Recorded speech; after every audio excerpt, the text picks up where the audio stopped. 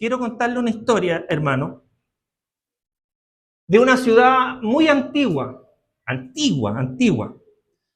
donde vivía un hombre, una persona encargada de cuidar el templo más imponente o majestuoso que podría haber existido jamás en aquella época, y probablemente era uno de los templos más majestuosos que jamás se haya podido construir. Imagínese usted, hágase la idea, por favor, acompáñeme con su imaginación para poder proyectar en su mente de lo que estamos hablando. Este templo era famoso en aquella época precisamente por lo que yo le acabo de mencionar, por su majestuosidad, por su belleza, por ser un templo imponente, famoso por su belleza y por su esplendor, que estaba hecho, por supuesto, de los materiales más preciosos que pudiesen existir en esa época. Me refiero al mármol, me refiero al oro puro, estaba decorado con los materiales más preciosos que pudiesen existir en aquella época. Pero, como todas las cosas imponentes, con el tiempo pareciera que van perdiendo la gracia, ¿verdad? Para la gente, para las personas me refiero. Entonces, con el tiempo, este templo fue perdiendo, pareciera, la gracia. ¿Por qué? Porque los hombres que habitaban en esa ciudad, las generaciones que comenzaron a venir posterior a la inauguración del templo, empezaron a dejarlo de lado y empezaron a olvidar paulatinamente el visitar y el poder, digamos, contemplar la majestuosidad del templo que yo le estoy hablando. Este hombre que tenía el cuidado de este templo, a pesar de la indiferencia de las personas, a pesar del desgano, a pesar de la desidia de las personas, continuó todos los días cumpliendo con su trabajo de cuidar el templo, de mantener el templo, de mantener ese brillo, de mantener la limpieza, de limpiar las lámparas, de poder asegurarse de que cada uno de los implementos del templo estuviera en orden y limpios, aunque nadie visitara el templo y aunque a nadie pareciera importarle si el templo estaba limpio o estaba sucio. Un día, cualquiera, un viajero, por supuesto que venía desde lejos, llegó a esta ciudad que yo le acabo de mencionar, y al ver el templo desde lejos, le repito, era un templo imponente, majestuoso, que podía verse a kilómetros de distancia, lo ve de lejos el templo y queda, por supuesto, asombrado por su magnificencia, por la elegancia, e intrigado se acercó al templo y fue a preguntarle al cuidador, al hombre que estaba a cargo de este templo, ¿por qué seguía cuidando ese lugar si ya nadie lo visitaba? Parecía que a nadie le importara si el templo estaba o no en condiciones para ser visitado o si se mantenía o no en las condiciones que su majestuosidad lo necesitaba. Bueno, la respuesta de este hombre a esta pregunta fue la siguiente. Le dijo el hombre, el cuidador del templo, a este viajero: este templo no solo representa a quienes vienen a verlo o a quienes vienen a visitarlo, sino que este templo representa más bien al Dios que decidió habitar en él. ¿Se entiende? Mi tarea, dijo el hombre, no es mantener este templo para los hombres. Mi trabajo, mi tarea es mantener este templo para la gloria de Dios. ¿Se entiende? Por supuesto, el viajero quedó impresionado con la respuesta del hombre que cuidaba el templo y sintió una mezcla de vergüenza, pero también sintió admiración por esta respuesta, ¿verdad? Porque había pasado por alto algo crucial que muchas veces también nosotros pasamos por alto, y es que el valor del templo no está en la apariencia. O sea, no está en lo magnífico, grande, pequeño que sea el templo, sino que el valor del templo está en la presencia de aquel que habita en ese templo, que también está aquí, se lo recuerdo por si usted no lo sabía. Entonces, quise yo tomar este mensaje que tenía preparado hace varias semanas y que decía yo, en algún momento Dios me va a empujar, a inspirar a poder traer este mensaje y poder aplicarlo. Lo había dejado de lado por algún tiempo hasta que fuera la ocasión adecuada. Pero después de lo que Dios nos habló el día miércoles, ¿verdad? En el capítulo número 1 del profeta Ageo, donde escuchábamos que ese mensaje poderoso del capítulo 1 del profeta Ageo, que a lo mejor muchos pasamos por alto, pero es importante que pensemos lo que Dios nos estaba diciendo el día miércoles, donde el profeta hace una exhortación, un llamado, una reprensión al pueblo para que considerara o pensara, meditara en los caminos en los que estaban andando. ¿Se acuerda? El profeta Ageo le dice, consideren sus caminos. Es como lo que hace Jeremías en el capítulo 6, verso 16, cuando le dice al pueblo de Israel, a ver, cálmense un poco, párense en los caminos, deténganse en las esquinas de los caminos, mediten y verifiquen por cuál es el camino que cada uno de ustedes tiene que andar. ¿Se acuerda o no? Paraos en los caminos, meditad en qué camino estamos caminando, estamos andando y comencemos a caminar por el camino que corresponde. Jeremías capítulo 6, verso 16 nos dice eso. ¿Se acuerda? Paraos en los caminos y váyanse por la senda antigua. Párense en los caminos, transiten, mediten, piensen y sigan la senda antigua. ¿Se acuerdan? Cosa que a nosotros tanto nos gusta, que cuando decimos, no, si tenemos que andar por la senda antigua, nosotros pensamos que nos referimos a lo pentecostal. Y la Biblia no habla de eso, porque en los tiempos de Jeremías no había pentecostalismo. Estamos hablando 700 años antes de Cristo, 800 años antes de Cristo. O sea, no existía el pentecostalismo, pero Jeremías le dice al pueblo de Israel, párense en los caminos y comiencen a transitar por la senda antigua, o sea, por la senda, por la primera senda que Dios estableció. Pero el pueblo dijo, no queremos andar por ahí. ¿Se acuerda de eso? Entonces el profeta Ageo hace algo similar, lo explicaba en el día miércoles. Le dice a las personas, mediten en el caminar, mediten en la forma en la que nos estamos conduciendo. Piensen, examínense en lo que dice Pablo a los corintios, ¿verdad? Pablo le dice, examínense a vosotros mismos, háganse un análisis a vosotros mismos. Que va de la mano con lo que dice Cristo a los fariseos. Le dice, ustedes constantemente están preocupados de la paja en el ojo ajeno y no se dan cuenta de la viga que tienen en su propio ojo. Y tiene relación con lo que dice Pablo después. Dice, oye, examínense, analícense, mírense al espejo ustedes mismos y después vamos a poder sacar la viga que está en el ojo o la paja que está en el ojo de nuestro hermano. Cuando examinemos nuestro propio caminar, cuando veamos cómo nos estamos conduciendo. Y es lo que el profeta Ageo le dice al pueblo cuando lo manda a hacer la reconstrucción del pueblo. Consideren su caminar. Decía la hermana mientras coordinaba, una de las primeras frases que dijo mientras coordinaba, oremos al Señor para que Él nos permita someternos a Él. ¿Se acuerdan los que llegaron antes de la oración? Dijo, pidámosle al Señor el que nos permita someternos a Él, porque someternos a Dios es complejo, hermano. Porque el someterse a Dios significa anular nuestros propios deseos, como lo decía el profeta Ageo, ¿para qué? Para andar en sus caminos. ¿Se fija? Muero al yo, al egocentrismo, al egoísmo, muero a mí mismo, ¿para qué? Para andar en Cristo. Entonces le dice, consideren sus caminos. Y este llamado, hermano, surge ¿por qué? Porque el templo de Dios, ¿se acuerda lo que decía el profeta Ageo? El templo de Dios había sido dejado de lado. Ojo que hace tiempo atrás hablamos que el Antiguo Testamento nos está revelando la sombra de lo que había de venir, que era Cristo.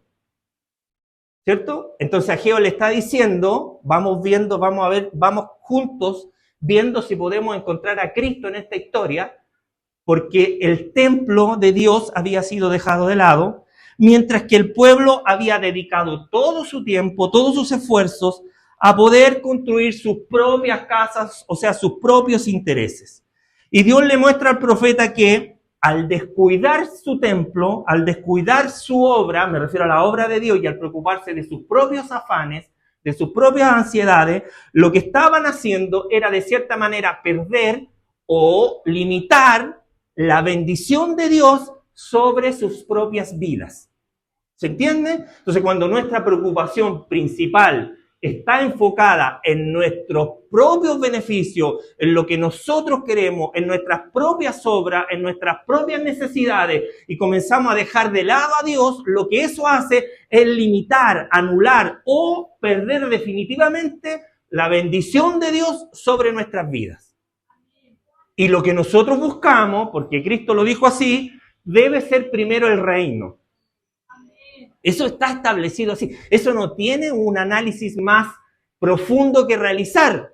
No lo necesitamos porque la palabra de Dios es transparente. Entonces, busquen primero el reino de Dios. Y el resto de las cosas vendrán por añadidura. Entonces, en los días del profeta Ageo, el pueblo de Israel, el pueblo de Dios, había entonces dejado de lado la reconstrucción del templo de Dios, nos decía la palabra el día miércoles, priorizando sus propios intereses, aunque ellos decían, no, si todavía no ha llegado el tiempo, porque los israelitas tenían excusa para todo, ¿cierto? Se parecen mucho a nosotros. Entonces cuando le decía, oye, vamos a reconstruir el templo, la obra de Dios, para que Dios nos bendiga, no, si todavía no llega el tiempo, eso es lo que decía la palabra en Ageo capítulo 1, verso 2. No, si espérate un poco, todavía no. ¿Verdad? Lo mismo que hacía ese joven rico cuando Cristo le dijo, sí, espérate un poco, deja ir a enterrar a mis padres, voy y vuelvo.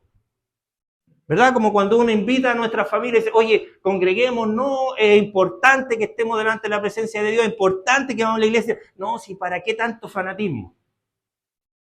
No te enfoques tanto en la iglesia, si hay otras cosas, ¿no? Si tú tenés que creer en Dios a tu manera, no te tienen que imponer cómo creer en Dios. No, aquí no se trata de imponer, aquí se trata de creer en la verdad. Y la verdad está en Jesucristo, y Jesucristo está en la Escritura. Por eso dijo, escudriñen la Escritura, porque a vosotros parece que en ella encontráis la vida eterna, y ellas son las que dan testimonio de mí. Entonces nosotros tenemos que buscar la verdad está en Cristo, y la verdad está en su palabra. Yo soy la verdad, él dijo, soy el camino, la verdad y la vida. Entonces nosotros tenemos que buscar la verdad de Dios. No podemos decir, no, mire, es que todavía no es mi tiempo. No, es que todavía no ha llegado mi tiempo, yo soy muy niño. No somos ni muy niños, ni muy maduros, ni muy ancianos. El tiempo de Dios es perfecto. Y si estamos aquí, si Dios nos está diciendo que tenemos que preocuparnos de reconstruir el templo, nosotros tenemos que enfocarnos en lo que Dios nos está diciendo. No podemos venir a la congregación y decir, no, yo voy a tomar mi porción, esta otra porción no la tomo, porque me conviene o no me conviene. No, si aquí la cosa no es por conveniencia, aquí es como habla el Señor a nuestras vidas. Nosotros nos sometemos a su palabra por completo, no en fracciones. ¿Es verdad que hay que escudriñarlo todo? Por supuesto que sí. ¿Es verdad que hay que retener lo bueno? Por supuesto que sí. Pero la palabra es la palabra. Yo no puedo colar la palabra. Yo tengo que alimentarme, como el Señor muy bien nos dijo el 31 de diciembre, porque el hambre es constante. La sed es constante, y para que nuestra sed, para que nuestros intereses no se desvíen a otros caminos, nosotros tenemos que ir a beber del agua que salta para vida eterna, que es Cristo. Porque si no vamos a volver a tener sed. Afanados, ¿verdad?, por estudiar una carrera en particular, por comprar el celular de moda, por comprar el vehículo de moda, por tener la ropa de moda, afanados. Nos compramos la ropa, nos compramos el celular, estudiamos una carrera y después volvemos a tener la misma sed. Porque eso no logró saciar nuestra sed. No logró calmar nuestra hambre porque eran nuestras propias necesidades. No estoy diciendo que no hay que comprarse celular, no estoy diciendo que si alguien tiene la oportunidad de comprarse un auto no se lo compre, no estoy diciendo eso, estoy diciendo que cuando esas cosas se convierten en prioridad en nuestras vidas y empezamos a arrinconar al Señor, el templo comienza a quedar abandonado. Eso estoy diciendo. La prioridad, el centro, el principio y el fin de nuestras vidas debe ser Jesucristo. Así que no podemos decir como los israelitas, Ageo, déjanos, porque todavía no ha llegado nuestro tiempo. No podemos utilizar esas palabras, porque en realidad la actitud del pueblo con esta respuesta al profeta Ageo estaba reflejando desidia, o sea, desinterés, y un enfoque absolutamente erróneo en las prioridades que estas personas, o que esta familia, o que este pueblo estaban, ¿verdad?, colocando en primer lugar. Dios los confrontó, porque Dios no iba a guardar silencio. Dios no se quedó callado, los confrontó. Les dijo, miren, se creen inteligentes, se creen sabios, y consideren vuestros caminos, le dijo el Señor. Ustedes siembran mucho y recogen poco. O sea, trabajan mucho, se esfuerzan mucho, pero parece que el resultado de todo ese esfuerzo, de todo ese trabajo, no se condice con todo el esfuerzo que ustedes le están colocando al trabajo. Siembran mucho, mucha hora en el trabajo, mucha hora extra, y pareciera que metemos en saco roto, porque eso es lo que le dice al Señor. Siembran mucho, recogen poco, comen y no se sacian. O sea, siempre tienen hambre. ¿Por qué? Porque las prioridades están erradas. Las prioridades están equivocadas, los caminos están equivocados. Ageo capítulo 1, versos 5 y 6. Entonces este llamado a reflexionar sobre sus vidas, sobre nuestras vidas, nos llevan a nosotros a pensar y a meditar hoy día en nuestra propia responsabilidad, no para ir a reconstruir un templo físico, sino para reconstruir nuestras propias vidas, porque hoy día somos nosotros los templos del Espíritu Santo. Somos los templos vivientes.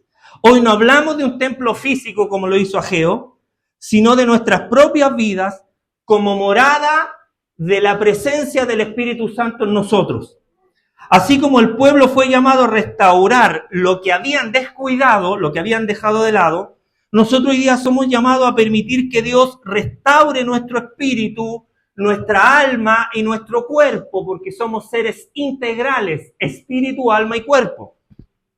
La psicología hace 200 años implementó una posición de que el ser humano es un ser dual, que tiene alma y tiene cuerpo, no espíritu. Por eso el problema de la gente que no logra restaurarse en los psicólogos, a pesar de que hacen un buen trabajo, pero no logran. ¿Por qué? Porque el psicólogo ve al ser humano como un ser dual y Dios lo ve como un ser integral, espíritu, alma y cuerpo. Entonces nosotros tenemos que pensar en ello, porque la Biblia dice que somos templo del Dios viviente, como Él dijo, lo dice Pablo en 2 de Corintios, capítulo 6, verso 16, que este es el texto base para este mensaje, lo otro era un refresh un poco del día miércoles. El apóstol Pablo dijo, de parte de Dios, habitaré entre ellos, o andaré entre ellos, y seré su Dios. Mire la bendición que Dios nos dice. Andaré con ellos, seré su Dios, y ellos serán mi pueblo. Por eso que el apóstol Pedro después dice, somos el pueblo de Dios. Porque Dios dijo, yo voy a andar entre ellos y voy a ser su Dios, y ellos serán mi pueblo. ¿Por qué? Porque ese templo físico, espejo, morada, en el Antiguo Testamento de lo que había de venir, reflejo de Cristo, porque Cristo fue el primer templo, el templo de verdad, porque Él dijo, echen abajo ese templo, yo lo reconstruyo en 3 días, hablando de su propia vida. Él fue el primogénito, el primer templo, donde moró, donde habitó el Señor. Entonces, tenemos que hoy día pensar esto, que pasamos del templo físico al templo viviente. Amén. Del templo físico al templo viviente. Porque si nosotros meditamos ahora, vuelvo a insistir, tenemos que pensar y mirar el Antiguo Testamento como una sombra de lo que venía, porque las Escrituras todo el rato en el Antiguo Testamento están apuntando a Cristo. Nosotros tenemos que pensar que el diseño del Antiguo Testamento, del templo, refleja y nos muestra, era la sombra de la estructura de nuestras propias vidas como creyentes, como morada del Espíritu Santo en espíritu, en alma y en cuerpo. Al igual que el templo del Antiguo Testamento, así como nuestras vidas están divididas en espíritu, alma y cuerpo, el templo del Antiguo Testamento también estaba dividido en 3 grandes secciones. ¿Se acuerda? El primer lugar, dice la Escritura, que se le denominaba el patio exterior. Después venía el lugar santo y finalmente el lugar santísimo. O sea, eran las tres grandes secciones que tenía el templo del Antiguo Testamento: el patio exterior, el lugar santo y el lugar santísimo. Y nuestra vida también debe ser cuidada en estas tres dimensiones para que nosotros hoy día podamos reflejar la gloria de Dios en nuestras vidas. El patio exterior viene a ser hoy día nuestro cuerpo. Amén. Porque en el templo del Antiguo Testamento, el patio exterior era el lugar visible donde se ofrecían los sacrificios y donde todos podían observar lo que estaba pasando. Hoy día usted no puede saber lo que yo estoy pensando en mi alma, pero sí puede ver mi cuerpo, porque es lo visible de este templo que Dios estableció. Entonces, el patio exterior es el sinónimo hoy día de nuestros cuerpos, el lugar visible donde se ofrecían los sacrificios.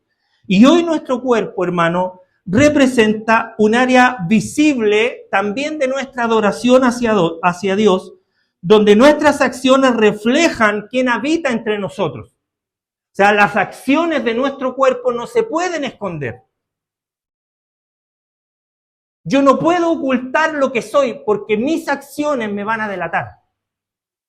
O sea, lo que reflejan mis acciones es el resultado de lo que hay en mi interior. ¿Se entiende? Dice la Biblia: ¿no sabéis que vuestros cuerpos son miembros de Cristo? Glorificad, pues, dice la Biblia, a Dios en vuestro cuerpo y en vuestro espíritu, los cuales todos son de Dios. Lo dice 1 Corintios capítulo 6, verso 15. O sea, todo vuestro ser le pertenece a Dios. Y tenemos que glorificarle, por eso es que es importante nuestras acciones. No es que no, si Dios me quiere así nomás, o igual que los israelitas, todavía no llega el tiempo, déjeme así nomás, Dios me va a transformar. Lo que Dios quiere es transformarnos por completo, en espíritu, en alma y en cuerpo. Y en nuestro cuerpo, en el patio exterior, vamos a reflejar lo que hay en nuestro interior. O sea, no se puede esconder. Por eso es que Cristo dijo: una ciudad, ¿verdad?, una lámpara, no se puede esconder debajo de la cama, tiene que colocarse en un lugar donde pueda alumbrar. Y es ahí donde nosotros tenemos que estar. Entonces, la pregunta o la reflexión respecto a nuestro cuerpo es si estamos nosotros cuidando nuestros cuerpos como un testimonio visible para los demás para glorificar a Dios. Recuerde que somos imagen de Dios en la tierra. Estamos manifestando en nuestro cuerpo lo que realmente Dios quiere que hagamos con nuestras acciones. Somos seres integrales. Dios no es cardiólogo. Porque muchos dicen: no, si Dios quiere el corazón. Sí, quiere el corazón, pero nos quiere por completo. Quiere transformarnos desde el interior, quiere partir desde adentro. Pero eso se tiene que reflejar afuera. Si no, Dios sería un cardiólogo especialista en corazón. ¿Da lo mismo lo que pasa afuera? No, no da lo mismo. A Él le interesa nuestro cuerpo, nuestro ser de manera integral. Todo nuestro ser tiene que estar disponible para glorificar a Dios. El segundo lugar del templo del Antiguo Testamento dijimos que era el lugar santo. ¿Se acuerdan?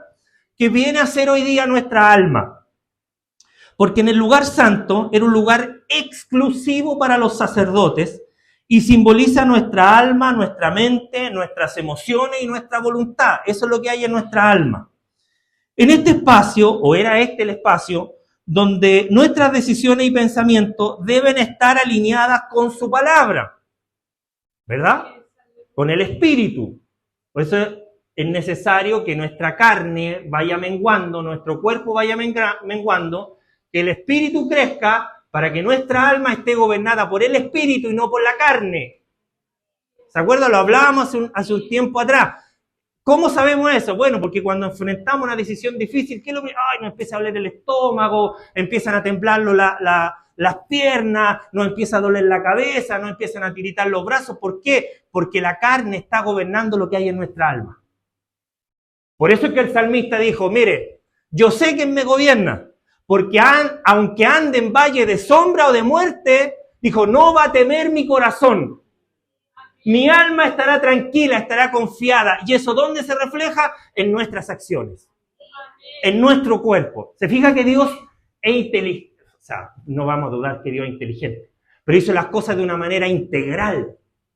Por eso que a los fariseos, cuando los vio resplandecientes con sus túnicas, dijo, ustedes se equivocan. Vayan y limpien primero lo de dentro del plato para que después lo de afuera pueda ser limpio. ¿Por qué? Porque la transformación va desde adentro hacia afuera. Por eso nosotros como iglesia cometimos el error tantos años de decirle a la gente, oiga, ¿usted quiere coordinar? Cámbiese la ropita, póngase faldita. Error. Porque debíamos haber trabajado primero que la gente tuviera una transformación interna para que lo de afuera fluyera solo después. Entonces, nuestros pensamientos deben estar alineados con su palabra. Dice la Biblia, por tanto, renovaos en el espíritu de vuestra mente y vestíos del nuevo hombre, creado según Dios, no según nuestros propios pensamientos, creado según Dios en la justicia y santidad de la verdad. Efesios capítulo 4, versos 23 y 24. ¿Se entiende? ¿Amén? ¿O no? ¿Estoy siendo muy enredado? ¿Se entiende? Ya. Entonces la pregunta clave para esta semejanza entre el lugar santo y nuestras almas es, ¿estamos nosotros permitiendo que nuestras prioridades y pensamientos sean renovados por Dios o seguimos viviendo según el viejo hombre, según el primer Adán? Esa es la pregunta que tenemos que contestarle a Dios, no a mí, porque yo no estoy aquí para juzgarle a usted, ni usted para juzgarme a mí, sino que estamos para ser puestos delante de la presencia de Dios, delante de la palabra de Dios, para que nosotros meditemos en nuestros caminos. Y decidamos, porque esto es de decisión, decidimos o no andar por ellos. O decidimos seguir caminando nuestro propio camino, pero después tendremos que afrontar las consecuencias de esto. ¿Se entiende, cierto? Afrontamos las consecuencias, porque el apóstol Pablo dijo en 1 Corintios capítulo 3, dijo que hay un solo fundamento. Nadie puede poner un fundamento sobre otro fundamento, ¿se acuerda? Porque dijo que el primer fundamento, el único fundamento era Jesucristo. 1 Corintios capítulo 3. El fundamento es Cristo, dijo él. Y nadie, ninguno de nosotros puede venir a poner otro fundamento. Pero cada uno puede edificar o reedificar sobre ese fundamento como cada uno de nosotros quiera. Algunos van a edificar sobre oro, otros van a edificar sobre piedras preciosas, sobre fundamentos sólidos, pero van a haber algunos que van a reedificar o sobreedificar, ¿verdad? Sobre hoja y sobre hojarasca. Pero cada una de la edificación que se construya sobre este fundamento que es Cristo, cada una de esa construcción va a ser puesta a prueba. Y va a ser puesta a prueba por el fuego. Acompáñame, 1 Corintios capítulo 3, verso 11. Cada una de la reedificación, ojo cómo construimos sobre el fundamento, porque cada una de las construcciones que nosotros realicemos sobre este fundamento, que es Jesucristo, verso número 12, acompáñame Isaías, verso 12, y si sobre el fundamento alguno edificare oro, plata, madera, piedras preciosas, hoja, hojarasca, vamos con el 13, la obra de cada una será manifiesta, no se puede esconder porque está en la carne. O sea, la obra de cada uno es manifiesta. ¿Por qué? Porque el día, ¿verdad? La luz del día la va a colocar de manifiesto, la declarará. Pues por el fuego, la obra nuestra va a ser pasada por el fuego, ¿verdad? Y será revelada y la obra de cada uno, cual sea, el fuego la probará. ¿Qué va a pasar con el que edificó sobre el fundamento de Cristo con hoja o con hojarasca? ¿Qué va a pasar cuando venga el fuego?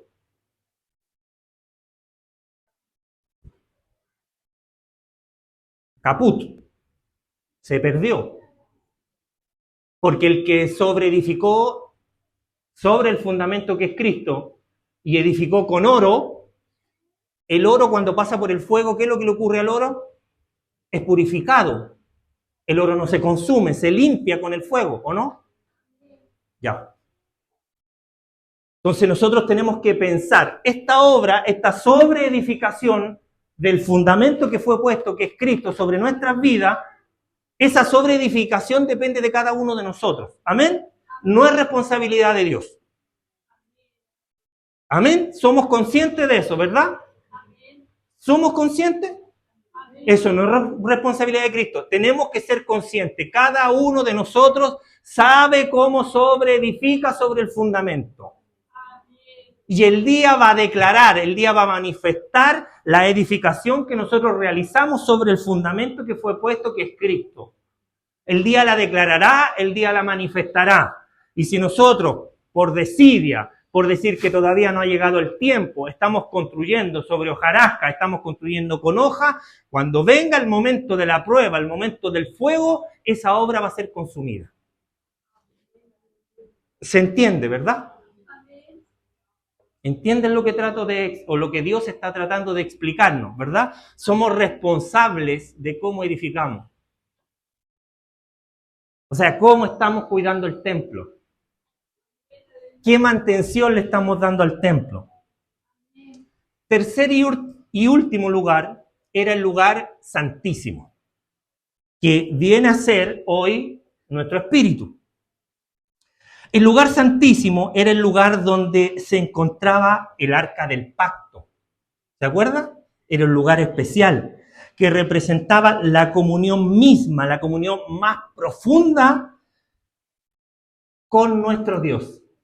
¿Se acuerdan? El lugar santísimo no entraba cualquiera. Y hoy día, gracias al sacrificio de Cristo en la cruz, hoy día nosotros podemos tener acceso directo a su presencia. Porque su espíritu, dice la Biblia, se hizo un espíritu con nosotros. Por eso es que Pablo dice, ya no vivo yo. Ya no vive el viejo hombre, ya no vive Saulo, por eso es que hasta le cambiaron el nombre. Ya no vivo yo. El espíritu mismo, dice la Biblia, da testimonio a nuestro espíritu de que somos hijos de Dios. ¿Cuántos pueden decir amén? Romanos 8:16. Este, hermano, es el lugar más íntimo, el lugar más privado, más reservado, donde el Espíritu Santo transforma y guía nuestras vidas, el lugar donde no mora el pecado, porque el Espíritu Santo no tiene comunión con el pecado, ¿verdad? ¿Y dónde tiene que estar? En un lugar privado, reservado. ¿Dónde está el pecado del ser humano? En el alma. ¿De dónde nacen los malos pensamientos? Del alma, del corazón. ¿Dónde nace la desidia, la desobediencia? Del alma, pues, hermano. No del espíritu, porque en el espíritu mora la presencia misma del Señor en nuestros cuerpos. Entonces, nosotros tenemos que entender hoy día que tenemos que vivir la demanda de Dios hoy día en la que el profeta Ageo le hizo a su pueblo Israel. Oye, vamos entonces y reconstruyamos el templo, pero nuestro propio templo como templo viviente. No nos preocupemos del caminar de los demás, preocupémonos de nuestro propio caminar, porque así como el pueblo de Israel fue desafiado por Dios a considerar en sus caminos, a pensar en sus caminos y a reconstruir el templo, nosotros hoy día también debemos reflexionar de cómo estamos cuidando cada una de las áreas de nuestras vidas, espíritu, alma y cuerpo. Tenemos que cuidarla. Somos responsables, somos los guardas de este templo. El cuerpo, tenemos que ver si lo estamos cuidando, si están reflejando nuestras acciones externas la gloria de Dios. ¿Lo están haciendo o no? Contestémoslo internamente. Dice la Biblia, presentáis vuestros cuerpos en sacrificio vivo. El cuerpo tiene que ser presentado como sacrificio vivo. Tiene que ser presentado como sacrificio santo, agradable a Dios, que es vuestro culto racional. ¿Cuál es el culto racional? Presentar nuestra carne, lo exterior, a Dios como un sacrificio vivo, agradable, santo, sin mancha, perfecto, delante de la presencia de Dios. Romanos capítulo 12, verso 1. Tenemos que preocuparnos de cuidar nuestra alma. La pregunta es, ¿nuestros pensamientos, nuestras emociones, están alineadas con la voluntad de Dios? Bueno, dice la Biblia que la paz de Dios guardará vuestros corazones y vuestros pensamientos en Cristo Jesús. Por eso es importante que, como dijo Juan el Bautista, es necesario que menguemos, es necesario que nuestra carne mengüe para que el Espíritu pueda crecer en nosotros. Y el Espíritu va a gobernar nuestra alma y nuestra alma va a hacer que eso se refleje en nuestro cuerpo, en nuestras acciones. ¿Se entiende? Nadie puede decir, no, yo voy a gobernar mi cuerpo si no estamos siendo gobernados por el Espíritu Santo. Porque en algún momento el viejo hombre va a dejarla embarrar. ¿Se entiende? Podemos controlar por un tiempo nuestras acciones, nuestro cuerpo. 2 horas mientras estamos aquí, logramos controlarlo. Está la alabanza, ¿verdad? Como se controlaba el espíritu de Saúl, ¿verdad? Cuando estaba nervioso con la alabanza, se controla nuestra alma, se controlan nuestras acciones, pero salimos de aquí, no logramos dominar al viejo hombre, no logramos dominar la carne. ¿Por qué? Porque falta más presencia del Espíritu Santo en nuestras vidas. Entonces, ¿estamos nosotros cultivando una relación profunda con Él? Esa es la clave de todas las cosas, la relación profunda con el Señor. Porque dice la Biblia que el que se une al Señor, un espíritu es con Él. Primera de Corintios capítulo 6, verso 17. El que se une al Señor, un espíritu es con Él. Ya no vivo yo. Hermanos, tal como Ageo dijo, tenemos que considerar en nuestros caminos. Tal como dijo Jeremías, tenemos que pararnos un instante, aprovechar que para nosotros un cambio de año es sinónimo de nuevas metas, es sinónimo de nuevos objetivos, es sinónimo de comenzar nuevas carreras, es sinónimo de compromiso, es sinónimo de comprometernos con algo. Tenemos que aprovechar este nuevo año para pararnos en el camino y decir, a ver, ¿cómo me estoy conduciendo? Y eso es fácil de saberlo. Es fácil de conocer cómo nos estamos conduciendo porque nuestras acciones reflejan lo que hay en nuestra alma. Y nuestra alma refleja quién nos está gobernando. Si estamos siendo gobernados por el Espíritu, estamos siendo gobernados por la carne. ¿Quién está gobernando nuestra alma? ¿La carne o el Espíritu? ¿El viejo Adán o el nuevo Adán? ¿Quién gobierna nuestra vida? ¿Se fija? Es la manera de nosotros poder conocer. Nosotros constantemente estábamos preocupados de lo externo, partiendo al revés, tratando de gobernar la carne. Y la carne, hermano, es ingobernable. El viejo hombre, según el primer Adán, es ingobernable, no se puede gobernar. Lo único que puede hacer que el viejo hombre cambie, que nuestras acciones cambien, es estar gobernados, es estar unidos en un solo espíritu con Él.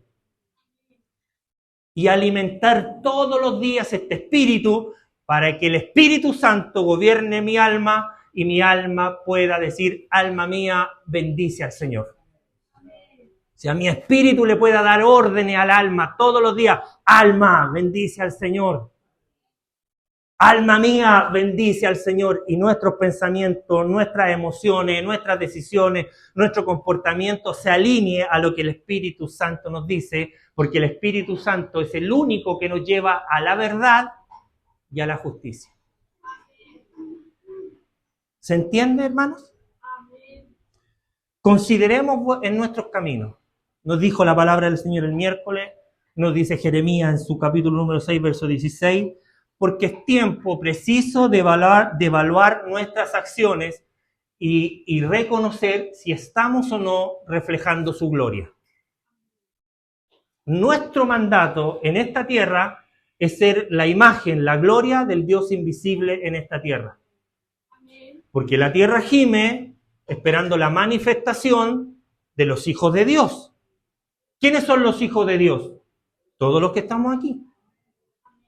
Pero hay algunos de nosotros que estamos edificando sobre el fundamento de una manera inadecuada. Y tenemos que comenzar a edificar de la manera en la que Dios quiere. Póngase de pie, por favor. Como dije hace un rato atrás, Jesucristo dijo y desafió a los fariseos de ese tiempo. Le dijo, destruyan este templo. Y se van a dar cuenta que en 3 días yo lo vuelvo a reedificar. Pero él no estaba hablando del templo físico. Él estaba hablando de su propio cuerpo, según lo que dice Juan capítulo 2, verso 19. Estas palabras a nosotros nos tienen que recordar que lo que Dios realmente busca es transformar nuestras vidas y no de andar transformando edificios físicos, porque somos templos vivos que debemos reflejar su gloria a todo el mundo, a todas las naciones. Hermanos, termino con esto. ¿Está siendo Dios glorificado en nuestros cuerpos? Nuestra alma está siendo renovada diariamente por su palabra. Y finalmente, ¿estamos cultivando una comunión profunda con Él en nuestro espíritu? Bueno, si usted o yo necesitamos de Dios o que Dios obre en nuestras vidas en alguna de nuestras áreas, es tiempo de que podamos comunicarnos con Él, podamos decírselo a Él, podamos ser transparentes con Él. Así que vamos a orar para finalizar el mensaje del día de hoy.